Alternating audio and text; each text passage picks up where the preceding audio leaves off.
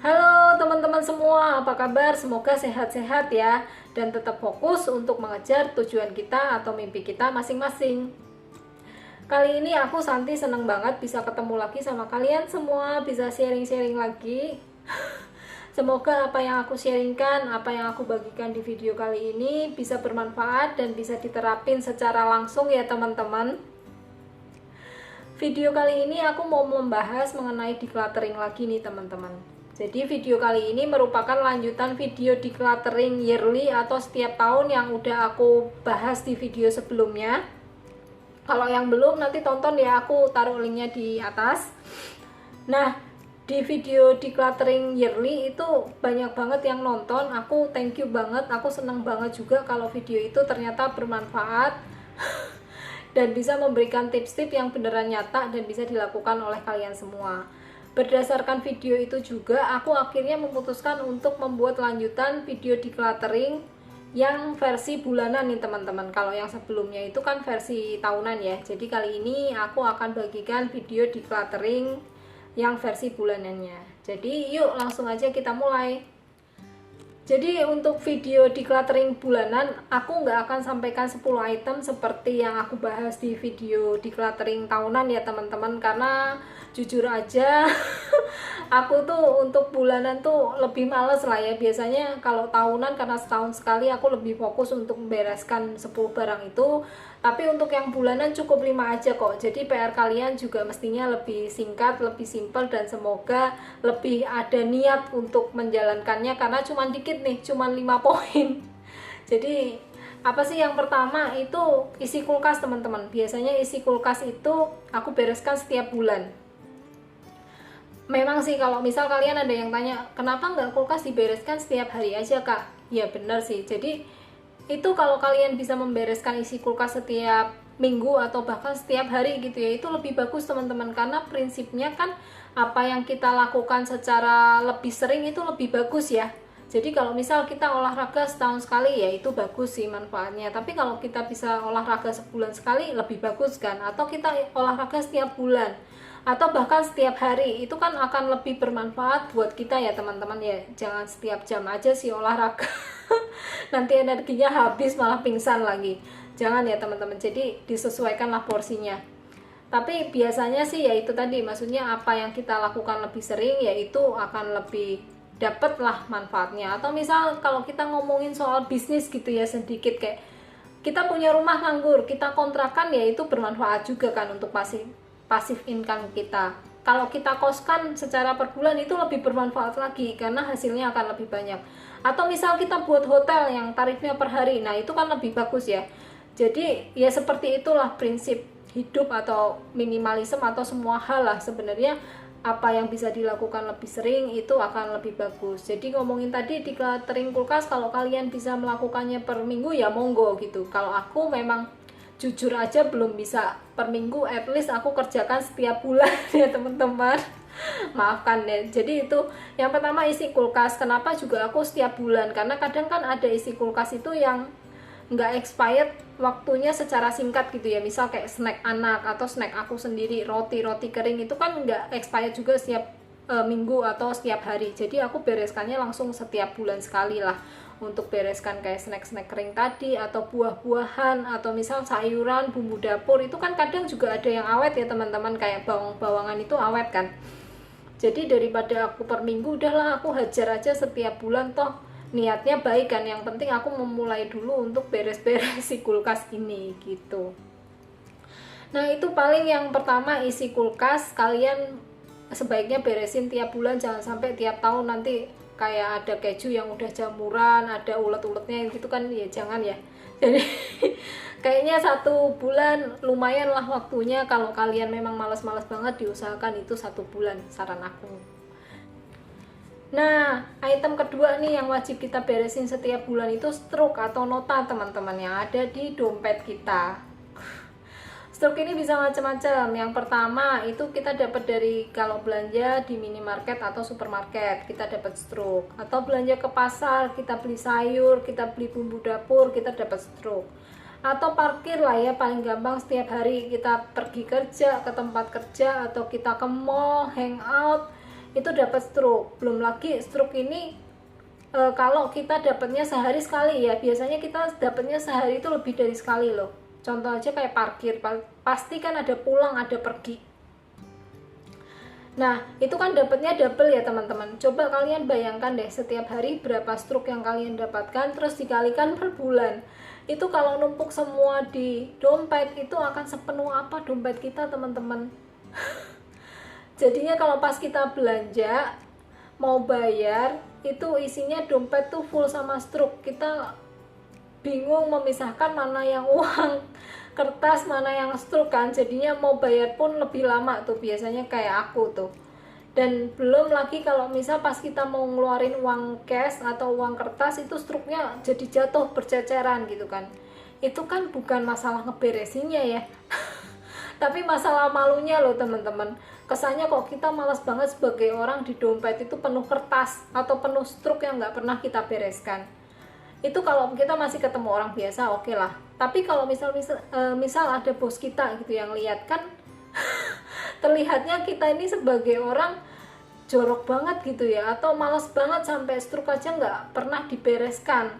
Nanti jangan-jangan dihubungkan juga, wah nanti kerjaan gimana gitu ya, untuk hal simpel aja nggak mau membereskan, apalagi yang berkaitan dengan kerjaan gitu. Jadi sebaiknya stroke ini tolong deh teman-teman kalian bereskan paling nggak sebulan. Oh ya, stroke ini kadang kita dapat juga kalau misal pas vaksin anak tuh. Aku biasanya anak aku tuh stroke-nya gede-gede lagi gitu kan, itu bikin di dompet itu beneran penuh sesak banget, bukan penuh uang gitu ya kalau syukur-syukur penuh uang gitu ya, tapi penuhnya penuh nota gitu. Jadinya aduh, mending ya udah dibereskan aja deh setiap bulan. Itu yang kedua. Terus yang ketiga biasanya yang perlu kita bereskan atau aku bereskan itu dus-dus dari online shop, belanja online shop. Kalau misal kita belanjanya itu sekedar kosmetik atau skincare satu sih biasanya aku langsung buang.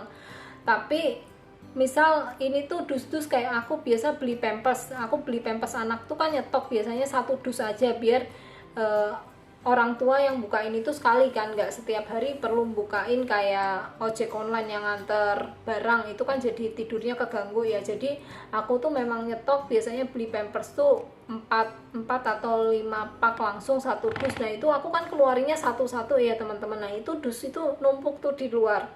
Atau misalnya aku beli sabun cuci piring atau sabun cuci baju, nah itu aku belinya juga biasanya lebih dari satu, dan itu aku keluarinnya satu-satu kan karena males. Terus nanti biasanya dus-dus itu menumpuk di luar nih,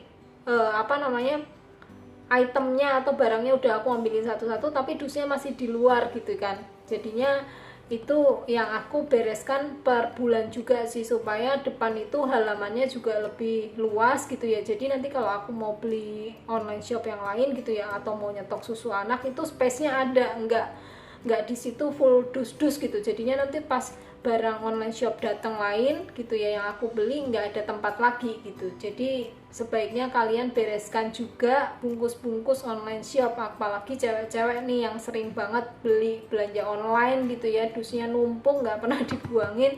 Tolong guys, dibuangin guys. Tips kelima yang bisa aku bagi mengenai decluttering yang sebaiknya kita lakukan per bulan itu mengenai kita declutter sendok plastik, garpu plastik, sumpit ataupun tisu yang kita dapatkan pas beli makanan online. Nah, buat kalian nih yang sering beli makanan online, baik GoFood, GrabFood, ShopeeFood, Traveloka Food, ya ampun aku sampai hafal ya. Nah, itu tolong ya kalian teman-teman, kalau dapat sendok seperti itu, banyak seperti itu, kalian bereskan juga at least per bulan lah gitu.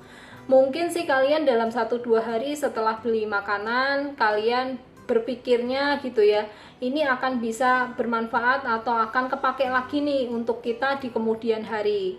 Tapi biasanya kalau sendok-sendok itu udah menumpuk selama lebih dari 2 minggu gitu ya, itu udah early warning, udah sinyal buat kita dimana kita itu tidak akan pernah pakai barang itu lagi gitu teman-teman. Jadi daripada kita terus menumpuk daripada barang itu terus menumpuk di rumah, lebih baik kita bereskan juga gitu, daripada jadi sarang nyamuk, jadi sarang laba-laba gitu ya. Dan dengan kita membereskan itu pun harapannya bisa bermanfaat juga buat teman-teman atau keluarga atau tetangga lain juga yang membutuhkan barang itu tadi. Siapa tahu ada tetangga, keluarga, teman yang memang buka online shop terkait makanan dan butuh sendok-sendok itu atau sumpit-sumpit itu kan lumayan ya teman-teman. Jadi bisa mengurangi biaya operasional mereka juga nih. Apa salahnya kan kita berbagi, siapa tahu kita yang dapat pahalanya. Nah, itu yang pertama gitu ya, benefit yang kita bisa dapat. Sebenarnya ada benefit lagi yang lebih penting nih soal kesehatan kita. Jadi lebih baik memang untuk makan gitu ya, makanan kita itu pakai peralatan makan yang kita punyai sendiri teman-teman, dan sudah dicuci bersih dibanding kita itu meminta dari pihak resto. Karena apa? Kan di luar sana itu banyak virus-virus, banyak bakteri ya teman-teman yang kita nggak tahu. Jadi kalau kita itu makan pakai sendok yang bersih, itu akan lebih bagus untuk kesehatan kita. Mungkin sih ada yang bilang, Kak aku pakai sendok dari resto juga nggak apa-apa kok gitu ya. Nggak pernah ada masalah kesehatan apa-apa kok, nggak pernah batuk, nggak pernah diare, atau nggak pernah bergejala apapun lah ya. Tapi kan itu yang terlihat sekarang ya teman-teman. Ini pun aku baru dapat info dari tanteku tuh kena virus, dan kata dokternya mungkin kena virusnya itu udah 10 tahun lalu dan baru bergejala sekarang nih teman-teman. Nah itu yang aku takutkan ya. Jadi bisa jadi kita itu amit-amit ya, kena penyakit yang udah dari lama, baru gejalanya tuh nanti pas kita udah berumur, pas kita udah agak lebih tua gitu ya. Nah itu yang sebaiknya kita jaga. Jadi untuk sekarang nih aku wanti-wanti ke kalian gitu ya, kalau mau makan pakailah perlengkapan kalian yang bersih, dicuci sendiri, dan tangan itu harus bersih ya teman-teman. Itu investasi jangka panjang kita untuk kebersihan dan kesehatan kita sendiri sih teman-teman. Dan untuk tips juga untuk beli online shop gitu ya, supaya kalian nggak dapat sendok, kalian tulislah di note-nya pas kita pesen lah ya ke restonya, kalian tulis note bahwa kalian tuh tidak membutuhkan alat makan atau sendok plastik tadi. Nah dengan begitu kan restonya tahu nih, sehingga mereka itu nggak kirimkan sendok plastik tadi ke tempat kita teman-teman. Ini balik lagi kan, jadinya ada benefit juga di kita, sendok plastik nggak menumpuk, dan itu berguna juga atau bermanfaat buat restonya kan untuk mengurangi biaya produksi mereka nih. Dan sebenarnya itu pun bermanfaat untuk lingkungan loh teman-teman, dengan kita tidak memakai atau mengurangi pemakaian sendok plastik, garpu plastik tadi lah ya yang berbau plastik. Paling itu aja sih tips kelima. Semoga benar-benar yang tips kelima ini kalian bisa terapkan gitu ya, semoga bisa berguna juga buat kita semua, amin. Paling itu aja sedikit sharing soal decluttering monthly atau bulanan yang bisa aku bagi. Thank you teman-teman yang udah menyaksikan sampai akhir. Semoga insight-nya, semoga ilmunya dan informasinya bisa bermanfaat. Sampai ketemu di video selanjutnya, dadah.